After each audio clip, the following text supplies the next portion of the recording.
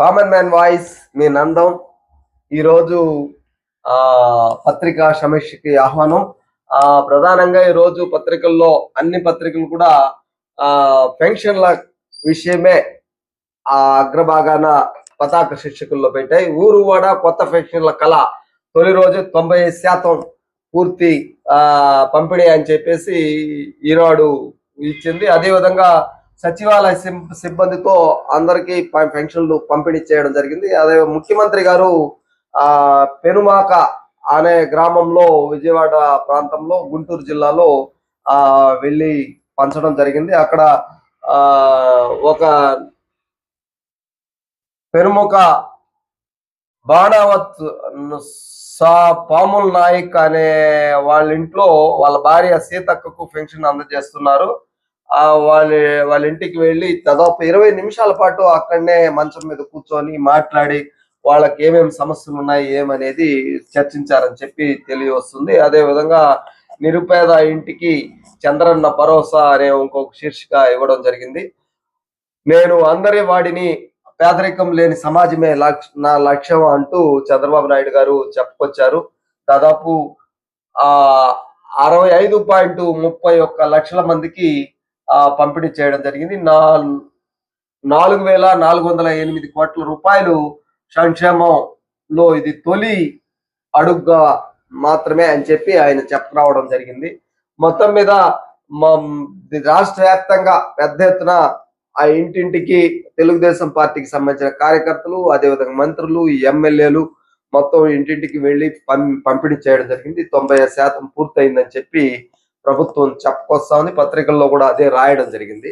అయితే వాస్తవంగా చూసినప్పుడు దాదాపు మన వాలంటీర్ల లేని లోపం మాత్రం కనపడింది అనిపించింది. చాలా చాలా చాలా ప్రాంతాల్లో గుంపులుగా ఉండడం, అదేవిధంగా పెన్షన్ల కోసం వేచి ఉండడం, పెన్షన్లు ఎక్కడిస్తా ఉంటారని చెప్పి పరిగెత్తడం, ఇవన్నీ కూడా కనబడింది.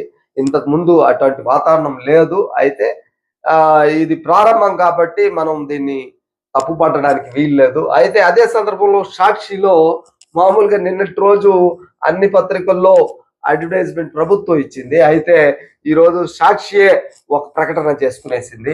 చంద్రబాబు పెన్షన్లపై ఇన్ని అబద్ధాల, సచివాలయాలు వాలంటీర్ల ద్వారా ఇంటింటికి పెన్షన్ విధానాన్ని తీసుకొచ్చింది వైఎస్ జగన్మోహన్ రెడ్డి కాదా? అవును, ఎవరు కాదన్నారు? దానికి ఇంత పెద్ద ప్రకటన అవసరమా? అది పత్రిక వాళ్ళు ఇచ్చారా లేకపోతే వైఎస్ఆర్సీపీ ఇచ్చిందో మొత్తం మీద తెలియదు. కానీ ఇక్కడ కింద ఎవరు ఇచ్చినారని చెప్పి రాయబడలేదు. మొత్తం మీద ఒక ప్రకటన వచ్చింది. ఇక్కడ వైఎస్ జగన్మోహన్ రెడ్డి కాదా అంటే జగన్మోహన్ రెడ్డి గారే ఇచ్చినట్టు అనిపిస్తుంది. వాస్తవాలు మాట్లాడుకోవాలి. ఈ లెక్కలంతా కూడా ఇక్కడ కొన్ని లెక్కలు ఇచ్చారు ఈ పత్రికలో, సాక్షి పత్రికలో. టీడీపీ ఇచ్చినప్పుడు సగటున 400 కోట్లు, వైఎస్ఆర్సీపీ 1968 కోట్లు, అదేవిధంగా ఏడాదికి ఖర్చు చేసిన ఖర్చు టీడీపీ 4,949 కోట్లు, వైఎస్ఆర్సీపీ 23,556 కోట్లు. ఇట్లా మొత్తం 5 ఏళ్లలో చేసిన ఖర్చు 24,774 కోట్లు టీడీపీ, వైఎస్ఆర్సీపీ 83,526 కోట్లు. ఇట్లా లెక్కలు ఇచ్చారు. ఆ లెక్కలంతా ఎవరు చూస్తారా? ప్రజలు మొదటిసారే 1,000 రూపాయలు వెంటనే పెంచిస్తా ఉంటారంటే దాన్ని చూస్తారా? లేకపోతే మీరు చెప్పే లెక్కలు ఈ 5 ఏళ్లలో జగన్మోహన్ రెడ్డి గారు పెంచిచ్చింది ఎంత? ప్రతి సంవత్సరానికి ఒకసారి 250 రూపాయలు పెంచినావు. నిన్న కూడా లెక్క చెప్పినారు కదా, ఎంత? 32,000 రూపాయలు 5 సంవత్సరాల కాలంలో ప్రజలు నష్టపోయారని చెప్పి ప్రతి మనిషి తీసుకునే పెన్షన్ లో లెక్కలేస్తారు. కానీ మీరు మొత్తం 5 ఏళ్లకు ఎంత ఇచ్చినాము, నెలకు ఎంత ఇచ్చినాము అని ఆ లెక్కలు చెప్తే నేరుగా వచ్చే దాన్ని చూస్తారా లేకపోతే నీ లెక్కలు చూస్తారా అని చెప్పేసి అడుగుతున్నాం. కాబట్టి ఇది ఆత్మవిమర్శ ద్వారంలో లేదు. విమర్శించేదానికి ఏ దారులు ఉన్నాయి ఎతికినట్టు కనబడుతుంది. కాబట్టి ఎవరైనా కానీ ఒక అడుగు ముందుకు వేయాలన్నా లేకపోతే వాళ్ళ యొక్క పార్టీ వికసించాలన్నా ఆ విమర్శ చేసేటప్పుడు మొదట ఆత్మవిమర్శ చేసుకోవడం అనేది మొదలు పెడితే అప్పుడు దాన్ని ప్రజలు హర్షిస్తారు. కాబట్టి సాక్షి యాజమాన్యం కానీ అదేవిధంగా వైఎస్ఆర్సీపీ కానీ ఈ పద్ధతుల్లో చేస్తే ఉపాయంగా ఉంటుందని చెప్పి మాత్రం ఈ కామన్ మ్యాన్ వాయిస్ చెప్తుంది. ఓకే, ఆ తర్వాత నెక్స్ట్ చూసినప్పుడు మొత్తం మీద ఆ ఊరు పెన్షన్ల విషయమే ప్రధానంగా అన్ని పత్రికలు కూడా ప్రధాన వార్తగా ప్రధాన శీర్షికలుగా ఇచ్చింది. అయితే ఆ ప్రజాశక్తి కూడా ఈ విషయాన్ని ఇస్తూ ప్రధాన శీర్షిక మరో విషయాన్ని ఇవ్వడం జరిగింది. 3 క్రిమినల్ చట్టాలు అమలు నిలిపివేయాలి అని చెప్పి సిపిఎం కేంద్ర కమిటీ డిమాండ్ చేయడం మనకు కనబడుతుంది. ప్రధానంగా ఈ మధ్య కాలంలో కేంద్ర ప్రభుత్వం 3 చట్టాలని క్రిమినల్ చట్టాలని చాలా ప్రజల యొక్క హక్కుల్ని కాలు రాసే విధంగా ఉండదని చెప్పి అన్ని పక్షాలు కూడా చెప్పుకురావడం, అదేవిధంగా మేధావులు చెప్పుకురావడం అని చెప్పడం కనబడుతుంది. ఈ విషయం మీద ఇప్పటికే అన్ని పక్షాలు మాట్లాడటం పాటు సిపిఎం నిన్న కేంద్ర కమిటీ సమావేశంలో చాలా సీరియస్ గానే దీని మీద పార్లమెంట్ లో ఎలాంటి చర్చ లేకుండా హడావిడిగా ఆమోదింప చేసుకున్నారు. ఈ 3 చట్టాలని నిలిపివేయాలని చాలా సీరియస్ గానే సిపిఎం కేంద్ర కమిటీ చెప్పుకొచ్చింది. ఇది ఏమంటే మామూలుగా ఇంతకు ముందు పద్ధతుల్లో కాకుండా ఇప్పుడు మామూలుగా 15 రోజులు కోర్టు ఏదైనా క్రిమినల్ దీనికి సంబంధించి పాల్పడిన వాళ్ళు వస్తే 15 రోజులు రిమాండ్ పంపించే పద్ధతి ఉండేది. అయితే ఇప్పుడు ఏకంగా 90 రోజులకి జైల్లోనే పెట్టేసి బయట రానియకుండా చేసేదానికి కావాల్సిన ఏర్పాట్లు. అంటే బ్రిటిష్ వాళ్ళు కూడా ఇంత నిరంకుశంగా లేదు, ఈ ప్రభుత్వం మరింత నిరంకుశంగా ఉందని చెప్పి ఈ క్రిమినల్ చట్టాల ద్వారా తెలియవస్తుంది. కాబట్టి దీంట్లో ఇంకొక సెక్షన్ కూడా ఇవ్వడం జరిగింది. 124 సుప్రీంకోర్టు ఈ యొక్క 124 సెక్షన్ ని కొట్టేస్తే ఆ సెక్షన్ ని మరో రూపంలో 156 ద్వారా ఈ శిక్షా స్మృతిని మళ్ళీ తీసుకొచ్చేసినారంట ఇప్పుడు కొత్త చట్టాలు. కాబట్టి మరింత ప్రజల యొక్క హక్కుల్ని కాలు రాసే విధంగా ఉందనేది చెప్పుకురావడం అనేది కనబడుతుంది. ఇది ఇంకొంచెం బాగా అధ్యయనం చేయాలి ప్రజలందరూ కూడా, ఎందుకంటే ఇంత ప్రమాదకరంగా చట్టాలు తీసుకురావడం అనేది ప్రజల హక్కుల్ని కాలు రాసే విధంగా ఉంటుంది. అదేవిధంగా లాయర్లకు కానీ, అదేవిధంగా న్యాయవాదులకు న్యాయ నిపుణులకు కూడా ఇబ్బంది కలిగించే విధంగా ఉందనేది దీన్ని బట్టి చూస్తే కనబడుతుంది. మీరందరూ కూడా అధ్యయనం చేయండి ఈ విషయాన్ని, ఎందుకంటే పేపర్లో నేరుగా చెప్పినంత చదివినంతగా మనం పూర్తిగా ఈ వీడియో ద్వారా చెప్పలేం. కాబట్టి మీరు నేరుగా అధ్యయనం చేయండి, ఎందుకంటే చాలా ముఖ్యమైన విషయాలు దీంట్లో ఉన్నాయి. అదేవిధంగా ఇప్పుడు మనం కానీ ఈరోజు ముఖ్యాంశాలుగా చూసినప్పుడు పార్లమెంట్ లో నిన్నటి రోజు చర్చ జరిగింది. ప్రధానంగా రాహుల్ గాంధీ గారు భాజపా ఆర్ఎస్ఎస్ హింసను ప్రోత్సహిస్తున్నాయి హిందువుల పేరుతో అని చెప్పి చెప్పరావడం కనబడి, ఆవు మాంసం కోసాడని, అదేవిధంగా లేకపోతే ఒక చిన్న దొంగతనం చేశారని, ముస్లింల పేరుతో ముస్లింల పైన దాడులు పెరిగి వాళ్ళని చంపేయడం ఏకంగా అనేది జరుగుతుంది. కాబట్టి దీని మీద లోక్సభలో చాలా పెద్ద ఎత్తున చర్చ జరిగింది. ఈ విషయంని అధికార పక్షం కూడా చాలా సీరియస్ గానే అసలు హిందువుల్ని అవమానిస్తున్నారు అనే పద్ధతుల్లో వాళ్ళు మాట్లాడినారు, క్షమాపణ చెప్పాలని కూడా కోరినారు. ఏదేమైనా కానీ రాహుల్ గాంధీ లేవదీసిన చర్చ మాత్రం ఈరోజు దేశవ్యాప్తంగా జరుగుతున్న దాడులు, ప్రజల మీద, మైనారిటీల మీద జరుగుతున్న దాడులకి అద్దం పట్టినట్టు కనబడుతుంది. ఈ విషయంలో లోక్సభలో దుమారం సృష్టించిన రాహుల్ గాంధీ వ్యాఖ్య, మోదీ అమిత్ షాల తీవ్ర అభ్యంతరం, ఆయన మొత్తం హిందూ సమాజాన్ని కించపరిచారన్న భాజపా, అందరినీ అనలేదన్న ప్రతిపక్ష నేత, నీటిపై విపక్షం వాకౌట్. ఇప్పుడు మనం చూసాం మామూలుగా నీట్ ఈ డాక్టర్లకు సంబంధించి ఎంట్రన్స్ పరీక్షకి పెట్టినప్పుడు చాలా అవినీతి జరిగింది అని చెప్పి అది రుజువు అయిపోయింది కూడా. ఎందుకంటే మనం చూసాం ఆ ఎగ్జామ్స్ జరిగి రిజల్ట్ వచ్చింది. ఆ రిజల్ట్ వచ్చింది అప్పుడు నీట్ రీ ఎగ్జామ్ పెడితే ఎవరికి టాప్ ర్యాంక్ రాలేదంట. దాదాపు వాళ్ళు ఆల్ ఇండియా ర్యాంకర్లు కూడా 67 మంది ఉంటే 61 మందికి పడిపోయినారు. అక్కడ దాదాపు 1500 చిల్లర మంది మొత్తం ఎగ్జామ్ తిరిగి వచ్చి రాయాలి అని చెప్తే 1563 మంది రాయాలని చెప్తే వచ్చి హాజరైంది ఎంతమంది? 813 మంది వచ్చి హాజరైనారు. 720 మార్కులు ఎవరు ఒకరికంటే ఒకరికి రాలా. ఇంతకు ముందు ఎంతమందికి చాలా మందికి వచ్చింది. కాబట్టి వాళ్ళలో రాసిన వాళ్ళకి ఒక్కరికి కూడా 720 రాలేదంట. దీన్ని బట్టి చూస్తే ఖచ్చితంగా ఇక్కడ ఈ నీట్ పరీక్షలో అవినీతి జరిగింది, లీక్ ఖచ్చితంగా అయింది, అవకతవకలు జరిగిందని మాత్రం రుజువు అయిపోయింది ఇక్కడ. కాబట్టి ఎవరికి టాప్ ర్యాంకర్ రాసిన వాళ్ళలో.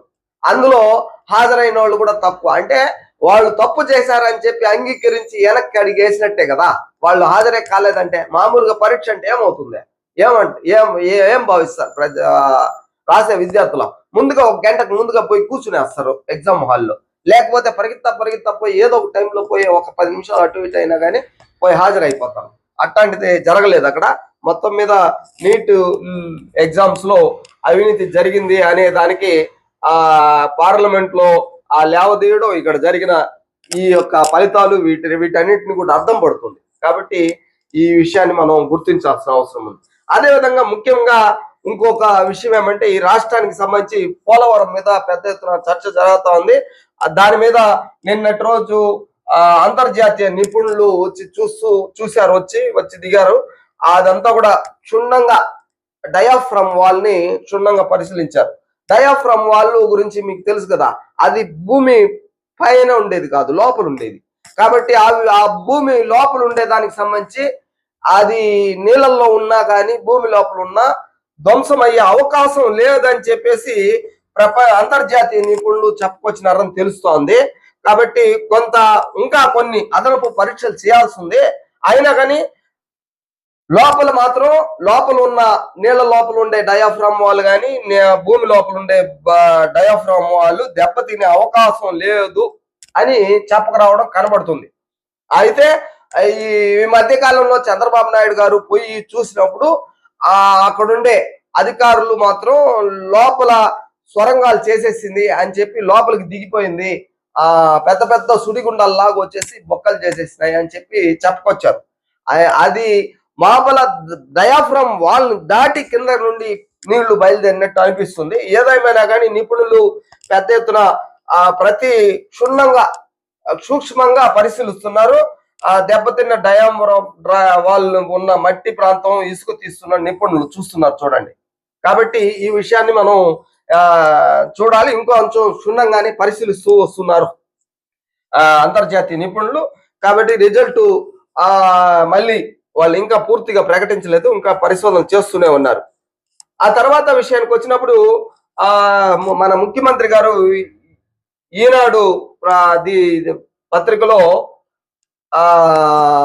హైదరాబాద్ అంటే మన హైదరాబాద్ లో మన ఆస్తులకు సంబంధించి విభజన హామీలకు సంబంధించి తెలంగాణ ముఖ్యమంత్రి రేవంత్ రెడ్డి గారికి లేఖ రాశారంట.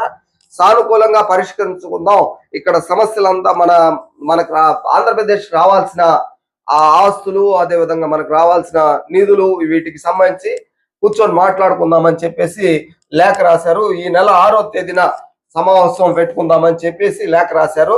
ఏర్పాటు చేయండి అని చెప్పారు. దానికి ముఖ్యమంత్రి రేవంత్ రెడ్డి గారు ఎలా స్పందిస్తారు ఏమనేది మనం చూడాల్సింది. తెలుగు ప్రజల మధ్య సమస్యలు రాకూడదు, ప్రశాంతంగా దీన్ని పరిష్కరించుకోవాలని చెప్పేసి లెటర్ రాయడం ఉంది. దాదాపు మనకి నిన్న అంతకుముందు మామూలుగా లెక్కలు 1,00,000 కోట్లకు పైగా మనకు భాగం రావాల్సి ఉందని చెప్పేసి మాట్లాడుకుంటూ ఉండడం అనేది ఉంది. ఇటువంటి పరిస్థితుల్లో మనకు ఎంత వాటర్ రావాలి ఏమనేది మనం చూడాల్సి ఉంది. కాబట్టి ఈ విషయం కూడా ప్రధానమైన వార్తగా మనకు కనబడుతుంది. అదేవిధంగా నిర్మాణం, విధ్వంసం, పునర్నిర్మాణం, సిద్ధమైన అమరావతి శ్వేతపత్రం 3 భాగాలుగా రూపకల్పన, రేపు విడుదల అనేది ఒక వార్త ప్రజాశక్తి ఇచ్చింది. రేపు శ్వేతపత్రం అమరావతి మీద వచ్చే అవకాశం ఉంది. అందుకోసం ముఖ్యమంత్రి గారు వాళ్ళ మంత్రివర్గం దీని మీద కసరత్తు చేస్తున్నట్టుంది. కాబట్టి ఈ వార్త కూడా మీరు అవకాశం ఉంటే చూడండి, చాలా వివరంగా వచ్చింది. రేపు శ్వేతపత్రం అమరావతి మీద వచ్చే అవకాశం ఉంది. ఇప్పటికే పోలవరం మీద శ్వేతపత్రం ముఖ్యమంత్రి గారు విడుదల చేశారు. కాబట్టి ఆ విషయం ప్రధానంగా వార్తల్లో ప్రజాశక్తిలో ఉంది. సాక్షిలో పెన్షన్లపై పెత్తనం, మళ్ళీ జన్మభూమి కమిటీలదే రాజ్యం అంటూ వార్తా కథనం ఫస్ట్ పేజీని మీకు చూపించాను కదా, అది తీసేశాను. ఆ తర్వాత ఇది రెండో పేజీ, మూడో పేజీ ఇది. ఈ ఈ పేజీలో ఈ విధమైన వార్త వచ్చింది. అదే విధంగా సభలో హిందూ కాక అని చెప్పేసి మామూలుగా ఇంతకు ముందే మాట్లాడినాం కదా, ఆ విషయం దీంట్లో ప్రధానంగా ఇచ్చారు. ఆ తర్వాత వీర జవాన్లకు అశ్రు నివాళి. సోమవారం విజయవాడ విమానాశ్రయానికి చేరుకున్న పార్థివ దేహాలు. అంటే ఈ విమానాశ్రయంలో మా సైనికులు చనిపోయిన వాళ్ళు వచ్చి రావడం జరిగింది. కాబట్టి అమరుల కుటుంబాలకి, అమరులైన జవాన్లను కుటుంబాలను ఆదుకోవాలని చెప్పి మాజీ ముఖ్యమంత్రి గారు కోరిన విషయం ఉంది. అదేవిధంగా రాష్ట్ర వ్యాప్తంగా 3 రోజులు వర్షాలు ఉన్నాయి. విశాఖపట్నం ద్రోణి ప్రభావం వచ్చే 3 రోజులు రాష్ట్ర వ్యాప్తంగా వర్షాలు కురుస్తాయని వాతావరణ శాఖ తెలిపింది. ఏపీ యానం మీదుగా నైరుతి పశ్చిమ గాలులు వీస్తున్నాయని తెలిపింది. ఇది పరిస్థితి. మామూలుగా మొత్తం మీద రాష్ట్రానికి 3 రోజులు రాష్ట్ర వ్యాప్తంగా వర్షాలు వస్తుందని చెప్పేసి ఈ వార్త కథనం సాక్షి ఇచ్చింది. ఆరోగ్య విషయం, ప్రపంచ హెల్త్ ఆర్గనైజేషన్ ఎట్లా ఆహారం తీసుకోవాలి, మనం బాగా ఆరోగ్యంగా ఉండాలంటే ఎట్లా ఉండాలి అనే విషయాల మీద చాలా విషయాల్ని చెప్పింది. ఆకుకూరలు, కూరగాయలు, పండ్లు, చిరుధాన్యాలతోనే రోగ నిరోధక శక్తి పెరుగుతుందని చెప్పి ప్రపంచ ఆరోగ్య సంస్థ చెప్పరావడం కనబడుతుంది. అదేవిధంగా వేపుళ్ళు, నిల్వ ఆహారాలు, తీపి పదార్థాలతో మోతాదు మించితే జీవన శైలి మెటబాలజీ దెబ్బతింటుంది అని చెప్పి చెప్పకరావడం జరిగింది. కాబట్టి మనం తీసుకునే ఆహారానికి సంబంధించి ఏ ఆహారం ఎంతంత తినాలా అనే విషయాల్ని చాలా వివరంగా ఈనాడు పత్రికలో ఇవ్వడం జరిగింది. ప్రపంచ ఆరోగ్య సంస్థ ఇచ్చిన నివేదిక ఆధారంగా ఇచ్చారు. కాబట్టి మీరు దీన్ని ఖచ్చితంగా పూర్తిగా చదవడానికి ప్రయత్నం చేయండి. ఏ ఆహారం తీసుకోవాలనే విషయాల్ని చెప్తుంది. కాబట్టి నిన్న జాతీయ డాక్టర్స్ డే నిన్న, కాబట్టి డాక్టర్లని కలవడం జరిగింది. మీరు ఆ వీడియోలు అంతా చూస్తూ రండి. అదేవిధంగా ఈ విషయాన్ని కూడా మీరు ఇంకొంచెం ఆరోగ్యము, ఆహారము విషయాల మీద ప్రపంచ ఆరోగ్య సంస్థ ఇచ్చిన నివేదికను కూడా ఈనాడు పత్రికలో వచ్చింది, చదవండి. మీ కామన్ మ్యాన్ వాయిస్, మీ నందం.